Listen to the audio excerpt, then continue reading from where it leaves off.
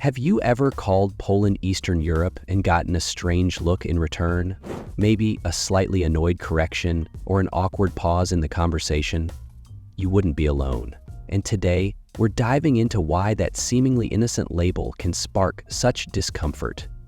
To many in the West, it's just geography. But to many Poles, it's much more than that. It's a reminder of decades of unwanted association, misunderstood identity, and political narratives that still linger long after borders have changed and regimes have fallen. This is not just a story about Poland. It's a story about how countries see themselves, how history leaves a cultural aftertaste, and why being misnamed can feel like being misunderstood. Welcome back to Immigrant Paths, where we explore the journeys people and nations take to find where they truly belong.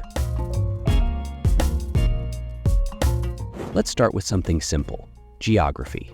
On a map, Poland sits east of Germany, north of Slovakia and Ukraine, and west of Belarus. So, to someone casually glancing at Europe from the Atlantic, it makes sense to think of Poland as part of the East. But geography isn't neutral, and neither are our mental maps.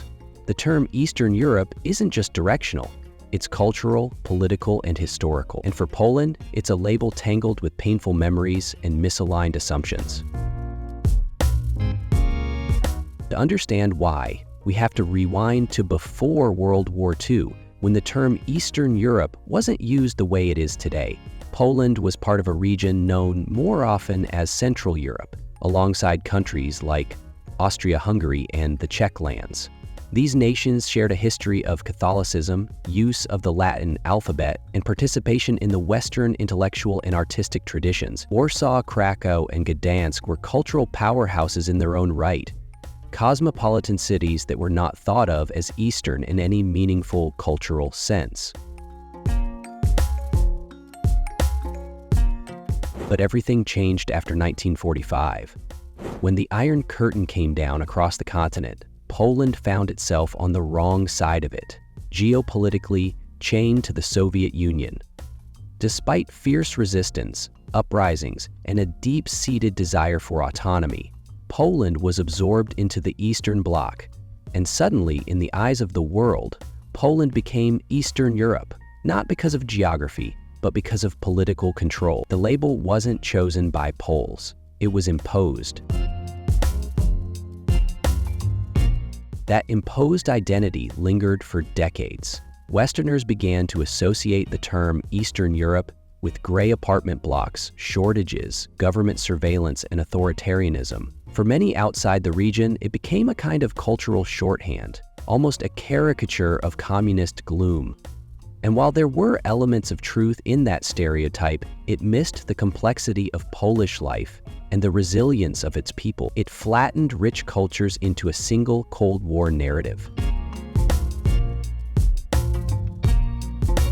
When communism finally collapsed in 1989 and Poland emerged as a free democracy, the country looked westward, politically, economically, and psychologically. It joined NATO in 1999 and the European Union in 2004, firmly staking its claim as a modern European nation. Over the last 2 decades, Poland has transformed dramatically. Its cities have become global hubs for culture, tech, and finance. Its young people are multilingual, mobile, and deeply connected to European life. And yet, despite all this, many people abroad still call Poland Eastern Europe. For Poles, that feels not just inaccurate, but insulting. The term drags behind it the weight of communist legacy, poverty, and inferiority.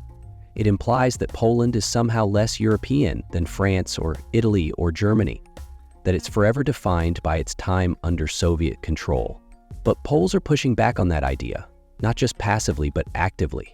In academia, media, and everyday conversation, more and more people are using the term Central Europe to describe Poland's true cultural and historical position.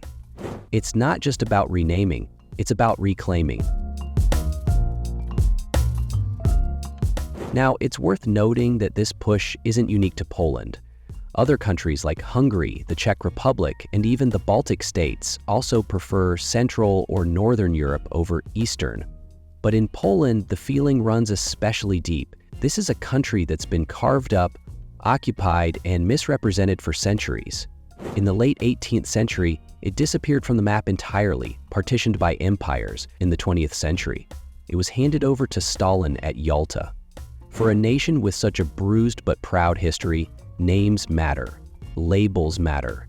They're a statement of identity and a form of respect.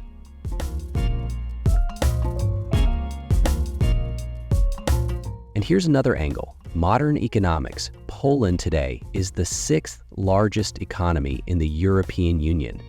It has one of the highest growth rates on the continent. It has modern infrastructure, dynamic universities, a thriving tech sector, and a growing influence in Brussels. When you call Poland Eastern Europe, you risk ignoring all of that progress. It's like describing Seoul as a developing city because it used to be poor decades ago. It's outdated and a little lazy. There's also the question of cultural identity. Poland's Catholicism links it to Western European traditions, not the Orthodox East. Its literary and philosophical roots draw from Enlightenment Europe, not from Moscow or Kiev. And even in the diaspora, Polish communities often identify more with Central European heritage than with Eastern European stereotypes. Whether it's food, art, or education, Polish culture stands on its own terms, distinct, nuanced, and often misunderstood.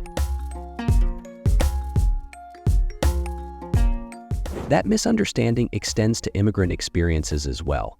Polish immigrants in Western Europe and North America often find themselves lumped into vague categories. Eastern Europeans, Slavs, Eastern Bloc people, these generalizations erase cultural nuance and reinforce a sense of being forever othered, even as these communities contribute massively to the societies they join. On Immigrant Paths, we believe identity isn't just where you come from, it's where you see yourself going. And Poland, as a country, sees itself as firmly rooted in Europe, not on its margins.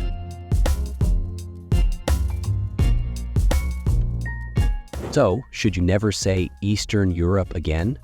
Not necessarily. In some contexts, it's still used as a broad regional term, but if you're talking to someone from Poland or about Poland, it's worth being mindful. Saying Central Europe instead shows awareness of history, respect for identity, and sensitivity to how language can shape perception. It's a small change that can make a big difference. At the end of the day, this isn't just a semantic debate.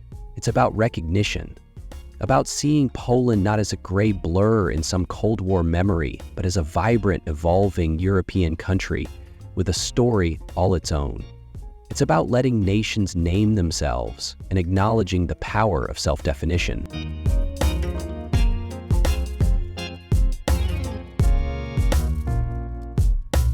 Thanks for joining us on this journey through time, identity, and geography. If this video gave you new insight into Polish history or challenged some old assumptions, we'd love to hear your thoughts in the comments. Don't forget to like and subscribe to Immigrant Paths for more deep dives into the stories behind nations, cultures, and the people who carry them across borders.